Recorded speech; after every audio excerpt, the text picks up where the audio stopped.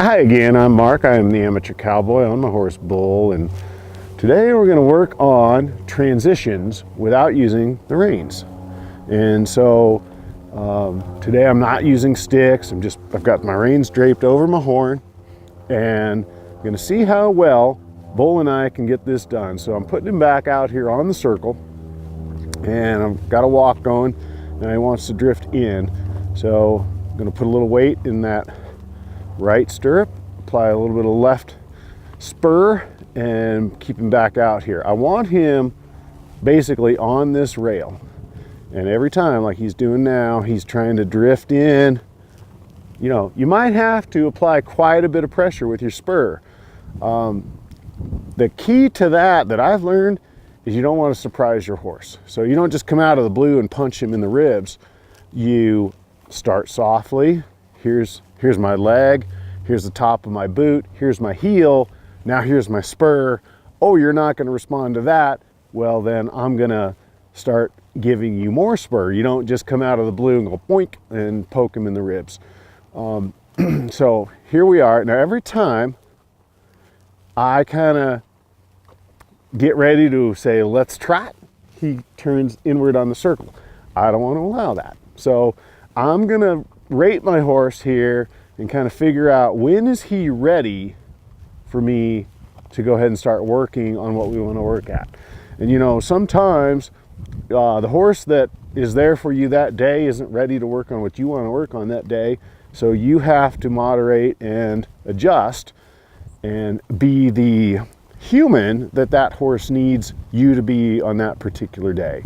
So now all of a sudden he feels great. I'm just going to say, let's trot. And it's not a very energetic trot. I might say, let's trot a little faster. There. I just shifted my diagonal there to get it right. And I'm one of those people, I have to look down. I'm still learning how to get that feel of knowing when I'm on the correct diagonal. So if you're asking, well, what's he talking about? I'm gonna try, when my horse is bending to the left, like he is right now, I'm gonna try to rise and fall with the right front and the left hind. I've talked about that before.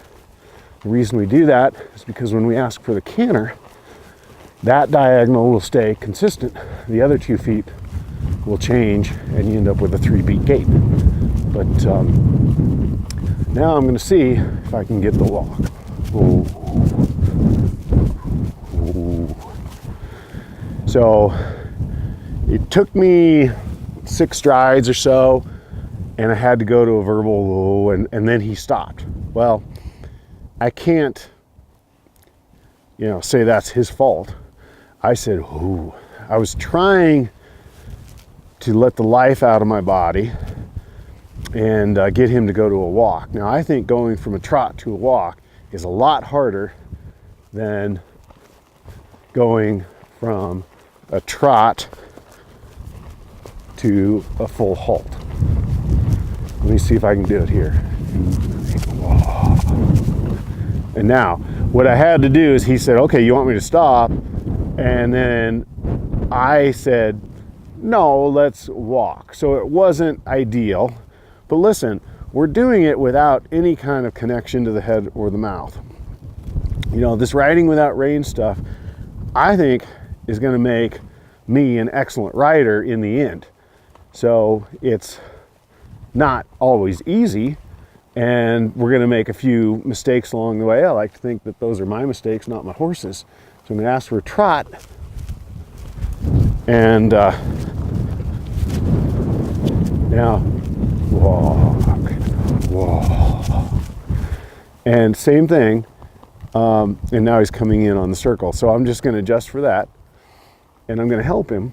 Just meant walk. That's all. So that's the walk, trot, walk transition. I think what we might do is we'll come up into a trot again, and we'll come over and do it to a full halt. just to make sure we still got that built in. I'm not going to do it here in the same place. I do find that to be a useful training tool at times. Use the same place. Okay, it took me 2 times, but then he got it. So I do like to use the same place sometimes when I'm training. The halt, for example, let's say I'm using reins and it's, you know, like when Bull was kind of green at it, and we would use that gate every time. I'd come up to that gate and I'd say, you know, whoo, and then if he didn't stop, I'd use the reins. And before long, he started to anticipate that that hoe, and he'd wait there, or he'd wait for me to give that cue, and he couldn't wait to stop.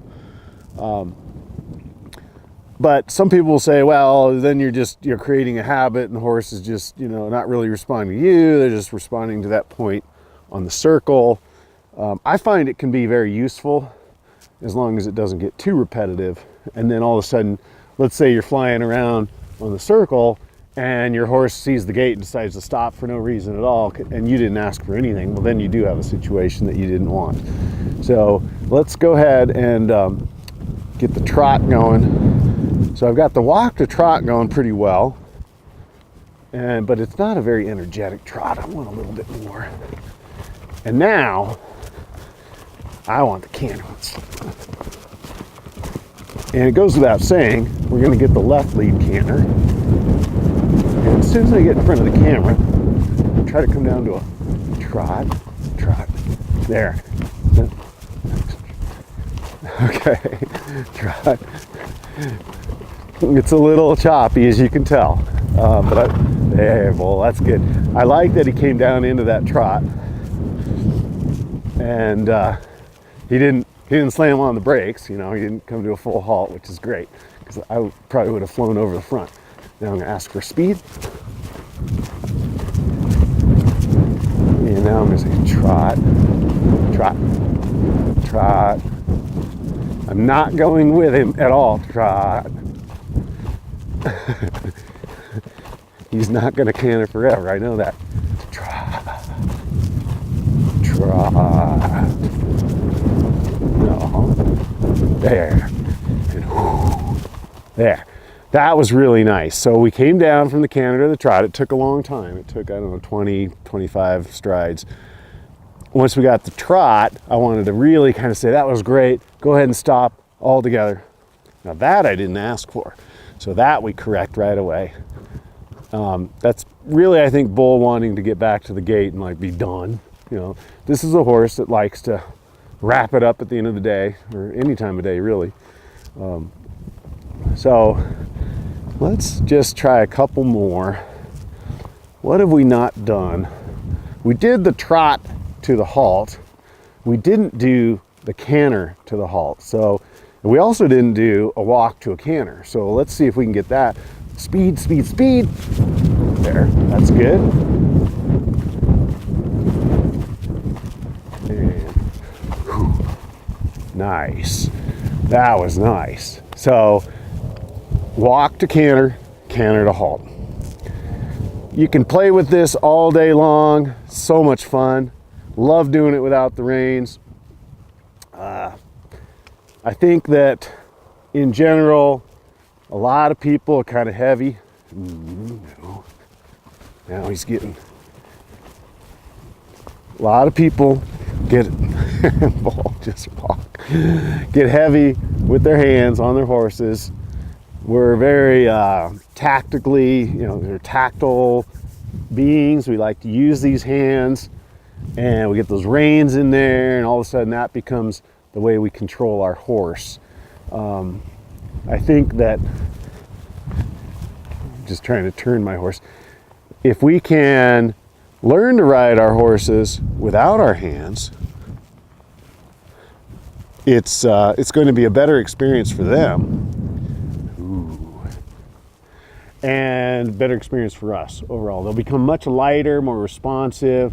You won't get them so heavy on the front. And so I just love it, these kinds of exercises like this. I hope you enjoyed that. I sure did. I'm Mark. I am the Amateur Cowboy on my horse, Bull.